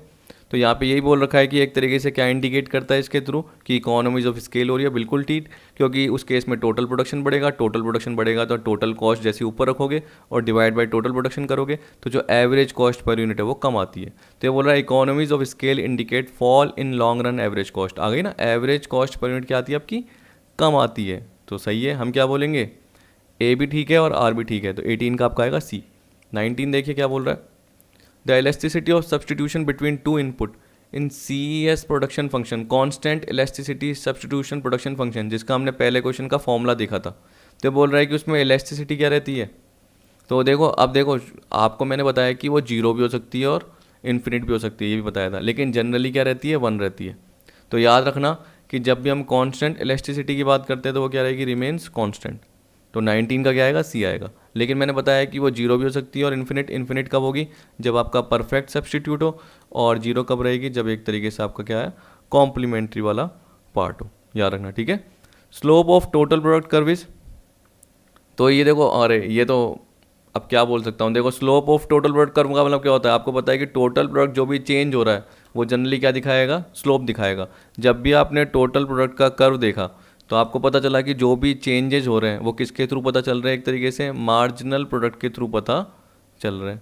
तो slope of total product curve किसका बताएगा पार्ट, मार्जिनल प्रोडक्ट का पार्ट बताएगा। आप चाहे एक बार कर्व में जाके देख लो ना, आपको पता चल जाएगा, क्योंकि आपको पता है कि टीपी का मतलब क्या होता है, सिग्मा MP। तो जब मैंने आपको ये वीडियो कवर कराई थी तब भी मैंने आपको बताया था कि एक तरीके से जो भी रेट ऑफ टीपी होती है वो किसके थ्रू होती है, रेट ऑफ एमपी जो होती है वो किसको डिनोट करती है, टीपी को डिनोट करती है। रेट ऑफ एमपी किसको डिनोट करती है, टीपी को डिनोट करती है। तो आपका जो ऐसे पार्ट जा रहा है फिर यूं जाके यूं जा रहा है, तो जनरली ये किससे रिलेटेड है, इस एमपी से रिलेटेड है। एमपी का जो भी एरिया होगा अंदर का, जो मैंने बताया था, वो एक तरीके से किसको डिनोट करेगा, टीपी को डिनोट करेगा कि अगर एमपी के अंदर के एरिया का आप टोटल करोगे तो इज इक्वल टू क्या होगा, टीपी, क्योंकि टीपी का फॉर्मूला क्या होता है, is equal to sigma MP. ठीक है, हर यूनिट का जो एमपी है वो जोड़ दोगे। कहाँ गए, अब इधर आ गए अपन। क्वेश्चन क्या इस बार ज़्यादा है थोड़े, तो टाइम लग जाता है। देखो तो देखो यहाँ पे बोला slope of total product curve is MP, बिल्कुल ठीक है, 20 का ए होगा आंसर। फिर आपको 21 में बोल रखा है average product reaches it maximum when. अब बताइए, अब देखिए इसमें ऑप्शन बहुत सारे दे रखे हैं, तो बार बार मैं आपको कर्व की तरफ तो नहीं लेके जाऊंगा, लेकिन वहाँ पे आप एक बार जाके देख लेना। आपको पता है कि एवरेज प्रोडक्ट कहाँ मैक्सिमम होता है, जहाँ पे आपको पता है कि आपका मार्जिनल प्रोडक्ट गिर रहा है, और जैसे एवरेज प्रोडक्ट एक तरीके से आपका नीचे से, यानी थोड़ा सा मैंने गलत बना दिया, एक मिनट। तो आपको पता है कि जो आपका मार्जिनल प्रोडक्ट का पार्ट है जो आपने पर्टिकुलर बनाया, और एक तरीके से जो भी पार्ट जा रहा है तो ये हाई पे होगा आपका एवरेज, फिर उसके बाद यहाँ से डाउन होना चालू हो जाएगा। ठीक है, जो कि एक तरीके से आपको पता है कि आप क्या बोलते हो, जो आपकी फर्स्ट स्टेज जहाँ से एक तरीके से एंड होती है। तो जनरली बोल रहा है average product reach it maximum when it is equal to marginal product, जब वो मार्जिनल प्रोडक्ट के इक्वल हो। मार्जिनल प्रोडक्ट जब ज़्यादा होगा वो इन्फ्लेक्शन पॉइंट कहलाता है। क्या कहलाता है, इन्फ्लेक्शन। ये फर्स्ट स्टेज आपकी एंड हो रही होती है। फिर भी अगर आपको कर्व देखना है तो कर्व के थ्रू पता चल जाएगा, ये वाला सारा पार्ट कर्व में है तो आपको पता चल जाएगा। देखो ए पी क्या है, मैक्सिमम है, उसके बाद डाउन होना चालू हो रहा है। तो एवरेज प्रोडक्ट कहाँ मैक्सिमम है, जब वो एम पी के साथ इक्वल है। तो ये जरूर याद रखना, इस तरीके से आपको पता चल जाता है। तो यहाँ पे हम बोल सकते हैं क्या होगा, it is equal to M P. Average product कम मैक्सिमम पहुँचेगा जब वो एम पी के इक्वल हो। ठीक, अब आपका 22 दे रखा है, ये बोल रहा है if M P is greater than average product then as output is increase. आपको पता है कि एम पी ए पी से कब ग्रेटर होता है। अब कर्व देखिए, मैंने बार बार आपको ये बोला, तो देखिए कर्व पे लेके जाता हूँ और आप देखिए जब एम पी ग्रेटर देन, ये एम पी है, ग्रेटर देन ए पी हो, तो आपको पता है कि तब क्या है, ए पी बढ़ रहा होता है। तो जब भी आपको बोले कि M P is greater than A P, तो आप क्या बोलोगे, ए पी इंक्रीजेज। जब आप बोलोगे A P is greater than M P, या उल्टा बोल सकते हो जब M P is less than A P, तो उस केस में क्या बोलोगे, ए पी डिक्रीजेस। तो अभी हम क्या बोलेंगे, जब भी M P is greater than A P हो तो ए पी इंक्रीजेस। ठीक है, तो देखिए क्या बोल रहा है, if M P is greater than A P then as output is increased. तो जैसे ही आउटपुट बढ़ाते हैं तो ए पी क्या करता है, डिक्रीज करता है, इंक्रीज करता है, इंक्रीज करता है। तो 22 का क्या आएगा, ई आएगा। अगर इसका उल्टा आ जाए कि M P is less than A P, या ऐसे आ जाए कि A P is greater than M P, A P ज़्यादा हो, तो आपको पता है ए पी ऊपर है और एम पी नीचे है, तो उस केस में हम क्या बोलेंगे, ए पी गिर रहा है, ए पी गिर रहा है।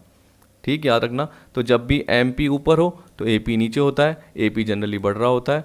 और जब भी ए पी ऊपर हो और एम पी नीचे हो तो हम क्या बोलेंगे, एक तरीके से ए पी गिर रहा है। तो अभी हम बोलेंगे ए पी बढ़ रहा है, आउटपुट बढ़ने के साथ साथ ए पी बढ़ रहा है क्योंकि एम पी ऊपर है।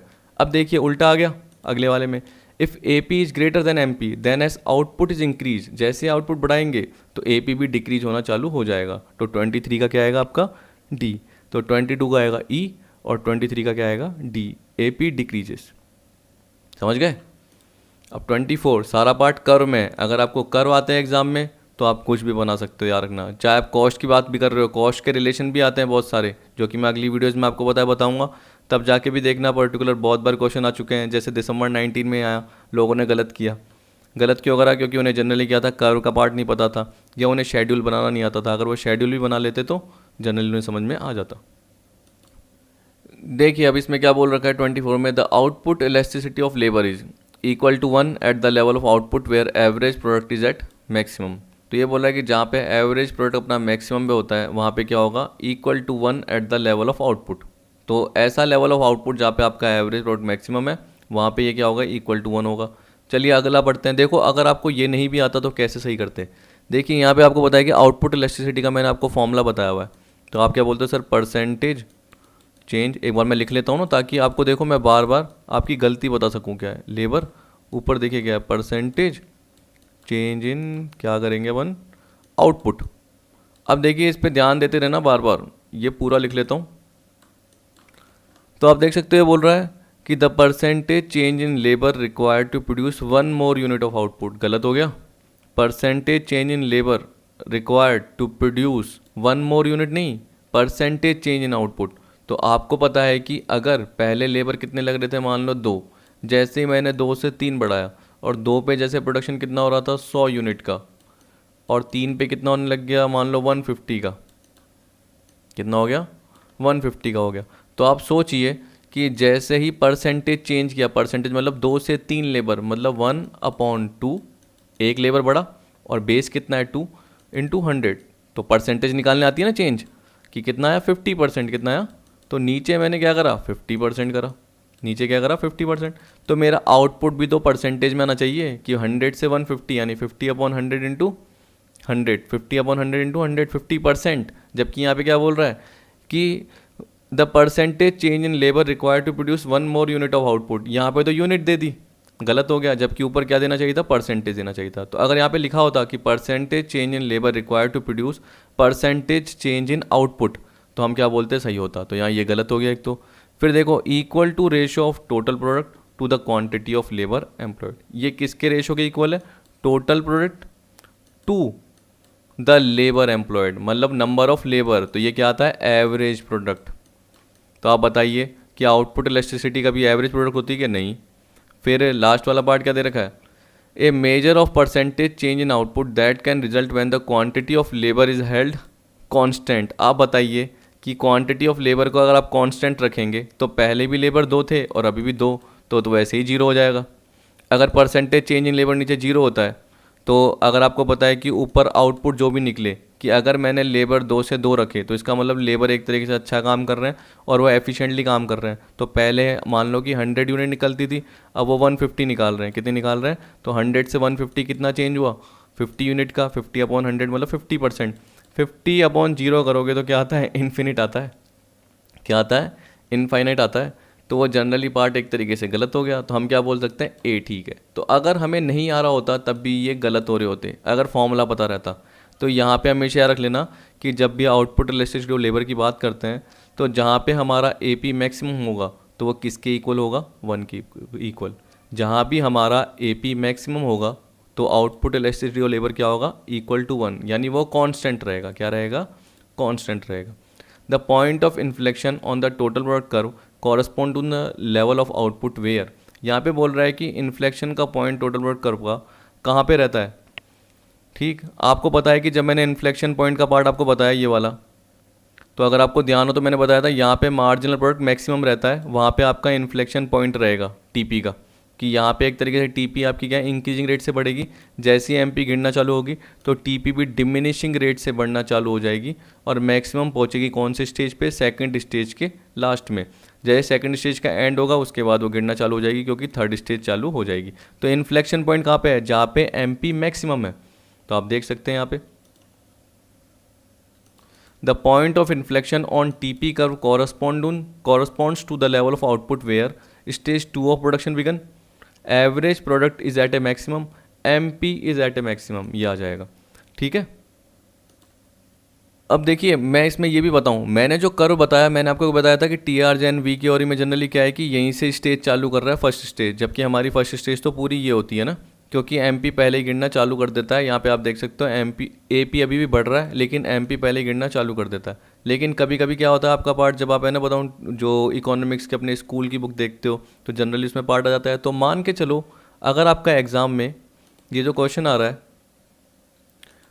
इसमें ये ऑप्शन होता ही नहीं, तो जनरली आप क्या बोलते हैं स्टेज 2 ऑफ प्रोडक्शन बिगिन। जैसे स्टेज 2 ऑफ प्रोडक्शन चालू होता है मतलब स्टेज 1 एंड होती है, तो उस केस में हम इन्फ्लेक्शन पॉइंट बोल सकते हैं क्योंकि ये पॉइंट था ही नहीं। तो अगर आपका marginal product is at maximum आता है तो आप यही ज़रूर देना क्योंकि यही सही रहता है। लेकिन अगर अब ये ऑप्शन होगा ही नहीं और आपके ABCD ऑप्शन दे रखे हैं उसमें से बाकी ऑप्शन आपको गलत लग रहे हैं तो एक देना है तो आप यही सही दोगे। तो अभी तो क्या है 25 का C होगा क्योंकि जैसा मैंने बताया उस हिसाब से तो 25 का C है। अब 26 law of diminishing return is reflected in the negatively sloped portion of the marginal product curve.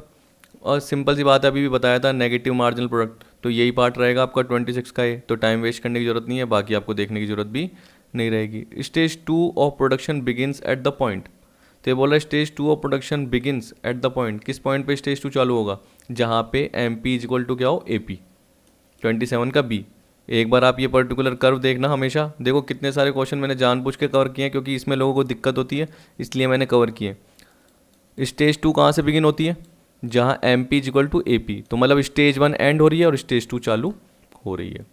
तो कर्व के थ्रू हमेशा याद रखना, आपको सारा का सारा पार्ट सिंपल लगेगा। मैं तो ऐसे याद रखता हूँ, तभी देखो मेरे को क्या होता है पता रहता है। 27 का B. 28 N isoquant that is, देखो एक आइसोकेंट क्या होता है, आपको पता है कि एक आइसोकेंट बना हुआ है, ये आइसोकेंट बना हुआ है, ये आइसोकेंट बना हुआ है। तो बोला है an isoquant that is further from the origin represent greater output, मतलब जो अपने ओरिजिन से जितना दूर होगा, इसका मतलब ये दूर नहीं है इतना, ये भी दूर है लेकिन इससे दूर नहीं है, तो इसका मतलब ये बहुत ज़्यादा दूर है। तो आपको पता है कि यहाँ 100 यूनिट निकल रही है, या 200 निकल रही है, और यहाँ 300 निकल रही है। तो बिल्कुल सही बोल रहा है कि जितना फर्दर फ्रॉम होगा, मतलब जितना दूर होगा ओरिजिन से, उतना ज़्यादा आउटपुट निकलेगा। बिल्कुल ठीक है। फिर आपको बोल रहा है flatter represent the trade off between input that are poor substitute.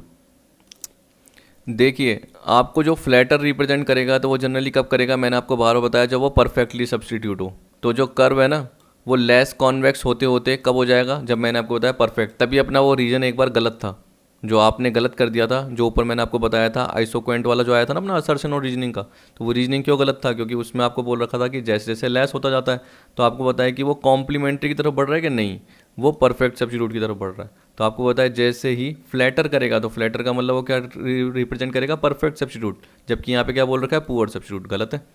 फिर सी में क्या बोल रखा है, negatively sloped represent input combination associated with stage 1 of production.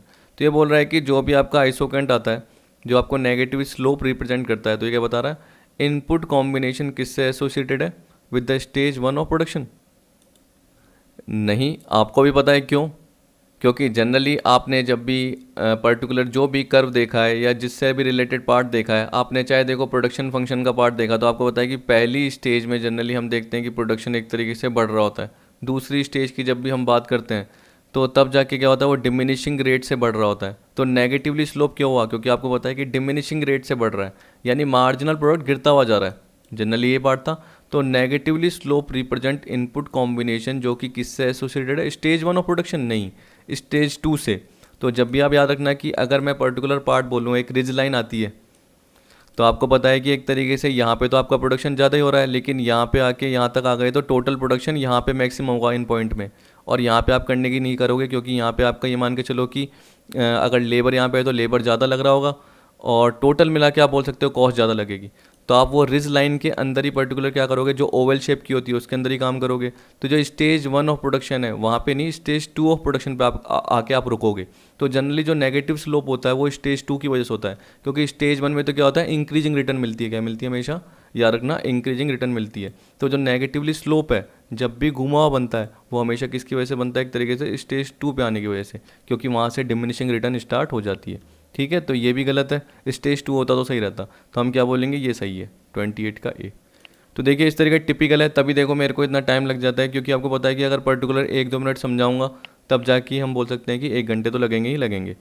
तो देखो यहाँ पे बोला 29, the absolute value of the slope of a convex isoquant. Absolute value जो भी इसकी बोल रखा है वो क्या क्या बोल रखी है, is equal to marginal rate of technical substitution. आप देखिए कि जो कॉन्वेक्स आइसोक्वेंट होता है स्लोप, वो किसको डिनोट करता है, MRTS को। आपको मैंने बार बार बताया क्योंकि आदत है। अब देखो L के, तो यहाँ पे देखो चेंज इन L, ऊपर क्या आएगा, चेंज इन K। तो पहली लाइन तो यही बोल रखा है, ठीक है। फिर दूसरा बोल रहा है is equal to the ratio of MP of 2 input, ये भी मैंने आपको बताया, MPL अपॉन MPK। ठीक है, इज इक्वल टू आपका जो पार्ट आता है वो स्लोप ऑफ आइसोक्वेंट इसके इक्वल होगा, ऐसे हो सकता है। इसी तरीके से PX अपॉन PY भी होता है, यानी मैं PX अपॉन PY बार बार बोलता हूँ, लेकिन माइंड में क्या रखना आपको, PL अपॉन PK, लेबर ऊपर कैपिटल नीचे। लेकिन यहाँ पे क्या लेबर बढ़ रहा है और कैपिटल कम हो रहा है, तो change in K upon change in L। जब भी लेबर फॉर कैपिटल बोले, कैपिटल फॉर लेबर हो तो सबका उल्टा कर देना, जो जो बताया। Decrease from left to right, सीधी सी बात है, सही है, क्योंकि आपका जो स्लोप है वो लेफ्ट से राइट की तरफ जाएगा। तो हम क्या बोलेंगे, all of the above are correct. 29 का डी। 30 देखिए, 30 में क्या बोल रहा है, the combination of inputs is optimal eight the point of tangency between isoquant and isocost. बिल्कुल ठीक, ये लाइन है आइसोकॉस्ट की या आइसोक्वेंट की है, टेंजेंसी। दूसरा क्या बोल रहा है, if the marginal revenue product is equal to marginal resource cost for all input. देखिए मैंने आपको ये बताया नहीं है, आपको पता है कि जब आपका अगला पार्ट आएगा, कॉस्ट से रिलेटेड पार्ट आएगा, फिर आपका रेवेन्यू का पार्ट आएगा, तो आप उसमें इक्विलिब्रियम की अप्रोच देखोगे जहाँ पे marginal revenue is equal to marginal cost हो, तो हम क्या बोलेंगे एक तरीके से वो मैक्सिमम आउटपुट का पॉइंट है। क्योंकि मार्जिनल रेवेन्यू अगर ग्रेटर देन मार्जिनल कॉस्ट होता है तो आप तब तक क्या करते हो, एडिशनल आउटपुट और बेचते जाते हो। एडिशनल आउटपुट क्यों बेच रहे हो, क्योंकि आपको एडिशनल रेवेन्यू और अर्न करना है। तो जहाँ पे एडिशनल आउटपुट बेचने में जो एडिशनल रेवेन्यू है, ठीक है, और एडिशनल आउटपुट बनाने पर जो एडिशनल कॉस्ट है इक्वल हो जाते हैं, तो उसे हम क्या बोलते हैं एक तरीके से ऑप्टिमम प्रोडक्शन का पॉइंट है, ऑप्टिमम बेनिफिट का पॉइंट है, जहाँ पे मैक्सिमम प्रॉफिट होने के चांस है।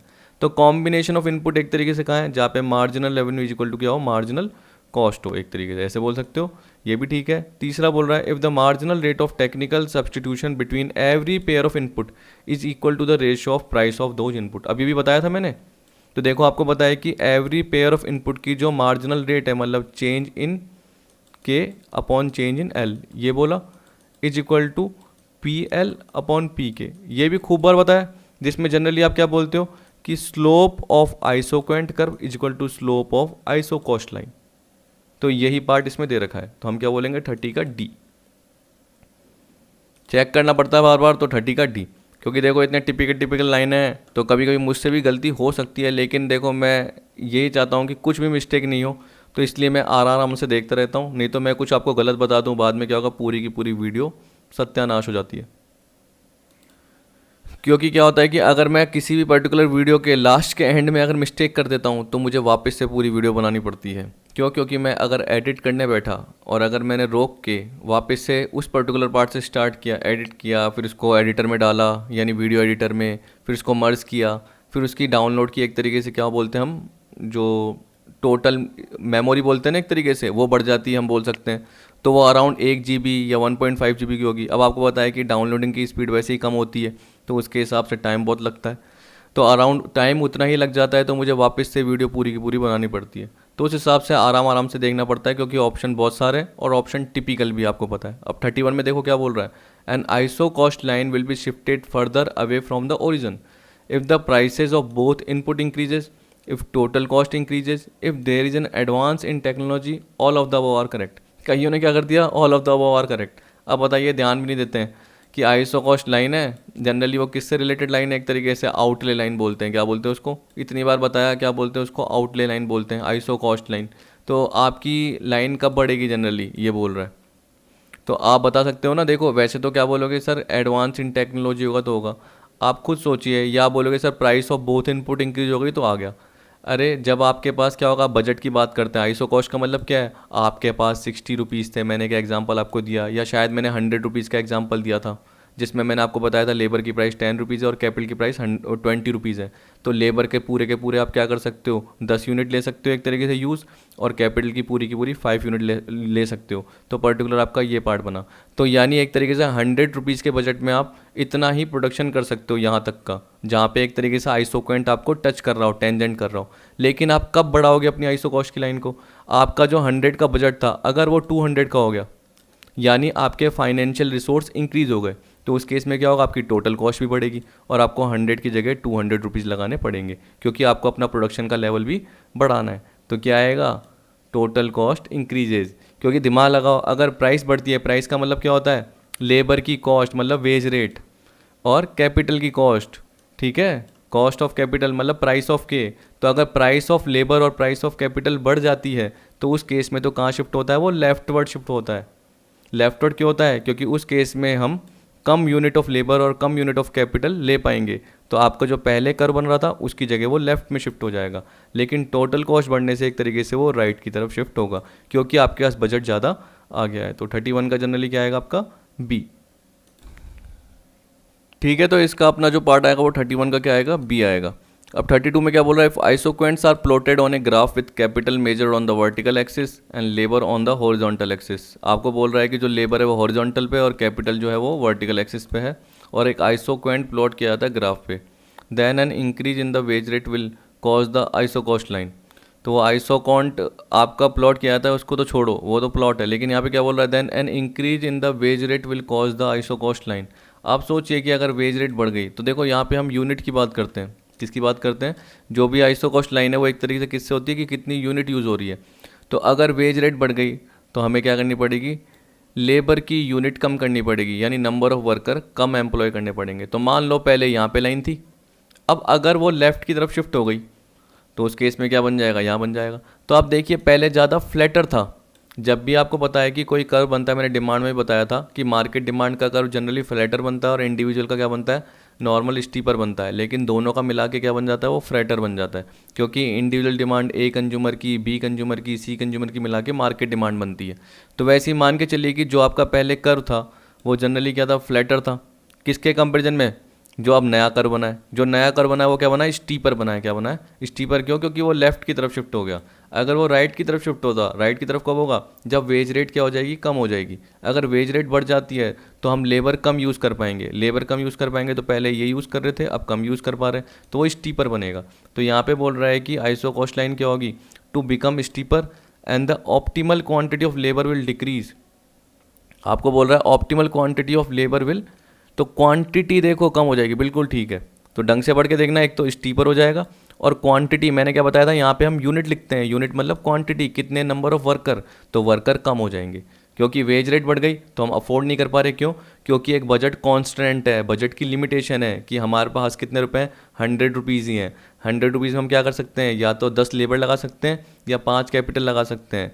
लेकिन वो 10 रुपये की लेबर वाला पार्ट अगर 20 हो जाता है तो अब हम सिर्फ 5 लेबर ही लगा सकते हैं। तो 5 लेबर के या 5 कैपिटल के, तो कैपिटल का पार्ट तो वही रहेगा लेकिन लेबर का पार्ट क्या हो जाएगा, लेफ्ट की तरफ शिफ्ट हो जाएगा। तो 32 का क्या आएगा आपका, ए आएगा। और बाकी देख लेना, इतना पार्ट नहीं रहेगा क्योंकि एक में क्या बोलेगा, स्टीपर है, फिर इंक्रीज बोल देगा, जबकि आपको बताया कि क्वांटिटी इंक्रीज नहीं होती। फिर एक में फ्लैटर बोल देगा। फ्लैटर जनरली कब होता है, जब वेज रेट डिक्रीज हो। तो फ्लैटर में क्या होता है, जनरली हम बोल सकते हैं कि लेबर एक तरीके से इंक्रीज हो जाएंगे। तो जब भी आपका अगर डी ऑप्शन देना है तो कब दोगे, जब वेज रेट डिक्रीज हो जाती है। तो वेज रेट डिक्रीज होने से फ्लैटर होगा। फ्लैटर मतलब क्या होगा, कर्व आपका राइट की तरफ शिफ्ट होगा, तो आपकी जो लेबर की क्वांटिटी है वो ज़्यादा लगेगी क्योंकि आप ज़्यादा यूज़ कर सकते हो। क्योंकि वेज रेट कम हो गई तो आप और लेबर अफोर्ड कर सकते हो। पर अभी क्या है, इंक्रीज हुई है, तो उल्टा होगा, जनरली ये बोल सकते हो आप। तो बिकम स्टीपर और क्वांटिटी क्या होगी, लेबर की डिक्रीज होगी। 32 का ए। अब 33 में क्या बोल रखा है, a line that connects all points where the marginal rate of technical substitution is equal to the ratio of input price is called। देखिए अगर आपने पर्टिकुलर, आपको पता है कि एक लाइन जहाँ पे आपको पता था कि ये पार्ट था, ये आइसो कॉस्ट लाइन का पार्ट था, ये आपका पार्ट था, तो आपके पर्टिकुलर बहुत सारे क्या कर रहे थे, टेंजेंट मिल रहे थे। तो वो लाइन जो बढ़ती हुई जा रही है, यानी जहाँ जहाँ आपका क्या मिल रहा है, एक तरीके से इक्विलिब्रियम की अप्रोच मिल रही है। लेकिन आपको पता है कि आपका बजट बढ़ता जा रहा है, आपका बजट बढ़ता जा रहा है। क्यों, क्योंकि फाइनेंशियल रिसोर्स आपके बढ़ गए। तो जो एल एम एन मैंने आपको बताया था कनेक्ट करता हुआ, तो जनरली वो क्या कहलाता है, एक्सपांशन पाथ। क्या कहलाता है, तो यहाँ पे ढंग से पढ़ना है, a line that connect all points. कईयों ने उसको क्या कर दिया, आइसो कॉस्ट लाइन लिख दिया होगा, तो गलत है।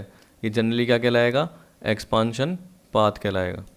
ठीक है, 33 का सी। और वेज रेट कम ज़्यादा होने से जो आपका क्या लाइन जॉइंट करता है, जनरली वेज रेट कम हो गई, देखो जैसे वेज रेट कम हो गई तो आपका लेबर ज़्यादा बढ़ गए, वेज रेट कम हो गई लेबर ज़्यादा बढ़ गए, तो आपका जो भी कर्व मिला आइसो क्वेंट का, तो उसको जो भी आपने ज्वाइन करा वो क्या बनाता है, प्राइस फैक्टर कर्व बनाता है। क्या बनाता है, प्राइस फैक्टर कर्व। तो एक्सपांशन पाथ हमेशा क्या बताएगा कि आपकी जो आइसो कॉस्ट लाइन है वो बढ़ गई है, दोनों तरफ से, लेबर की तरफ से भी और कैपिटल की तरफ से। क्यों, क्योंकि आपके फाइनेंशियल रिसोर्स बढ़ गए। फाइनेंशियल रिसोर्स बढ़ने से आपका बजट भी बढ़ जाएगा और आप ज़्यादा एक्सपेंसेस कर सकते हो, मतलब आप टोटल कॉस्ट बढ़ा रहे हो, टोटल कॉस्ट बढ़ा रहे हो, तो आपका जो कर्व पहले था उसकी जगह आपको आगे मिलेगा, उसकी जगह आगे मिलेगा।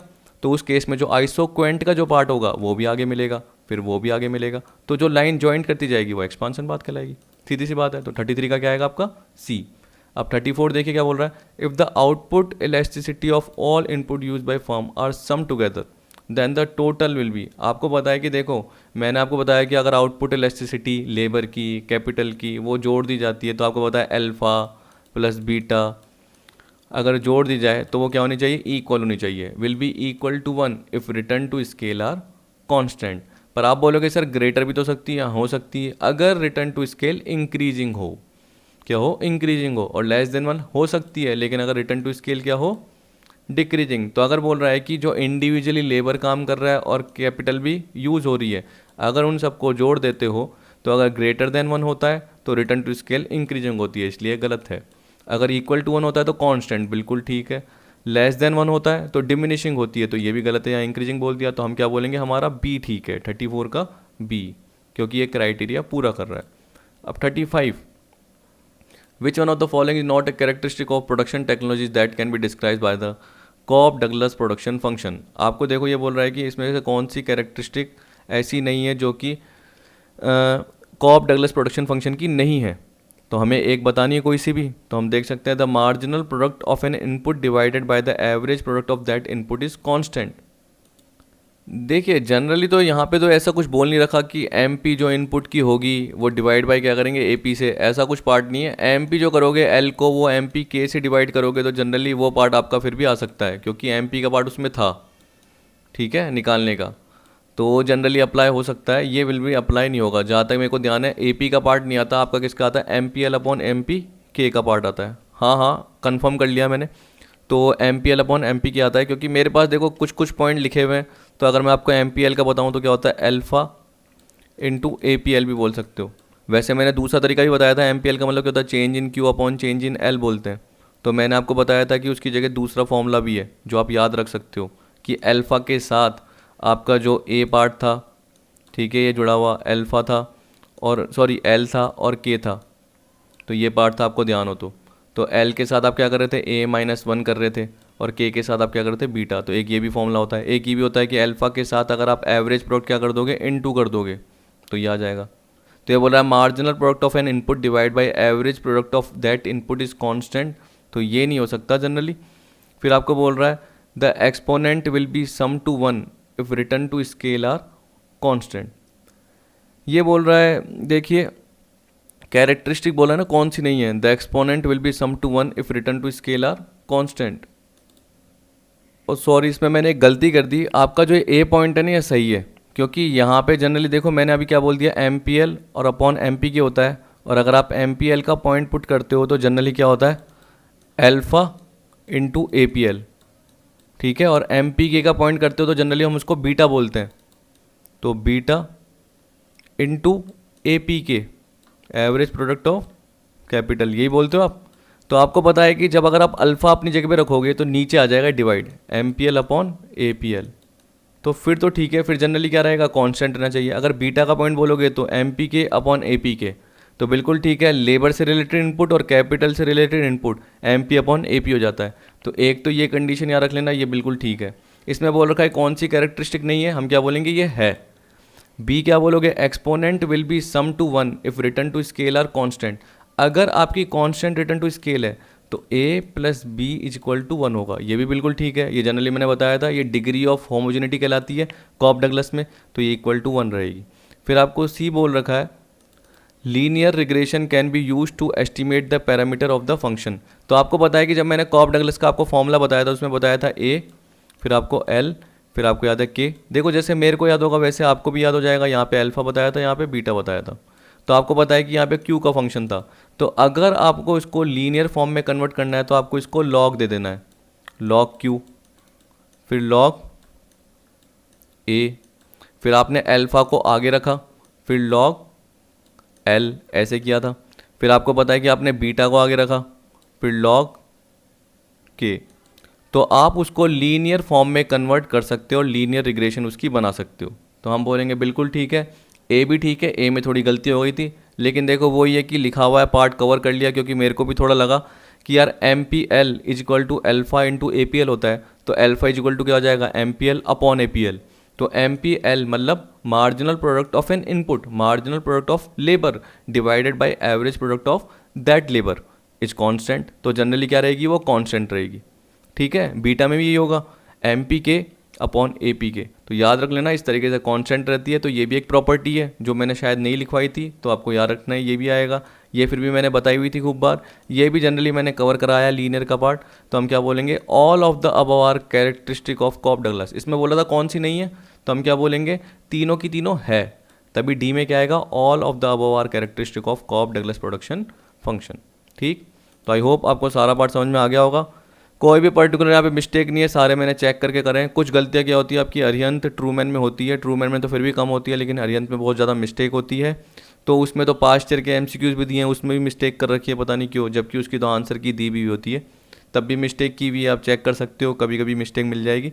तो मैंने प्रॉपर सही की है सारे के सारे क्वेश्चन, क्योंकि मैं उसको 2 से 3 बार चेक करता हूँ जब भी कोई भी क्वेश्चन देखता हूँ तो उसको मैं प्रॉपर 2-3 जगह से चेक करता हूँ, तब जाके ही करता हूँ। तो याद रखना यहाँ पे आपको सारा पार्ट सही मिलेगा। कभी कभी मिस्टेक हो गई तो एक क्वेश्चन में आप मान के चलो मिस्टेक हो सकती है, लेकिन ऐसा चांसेस बोल दो 0.01% हो सकता है। ठीक, तो आई होप आपको वीडियो पसंद आई होगी। वीडियो देखने के लिए थैंक यू।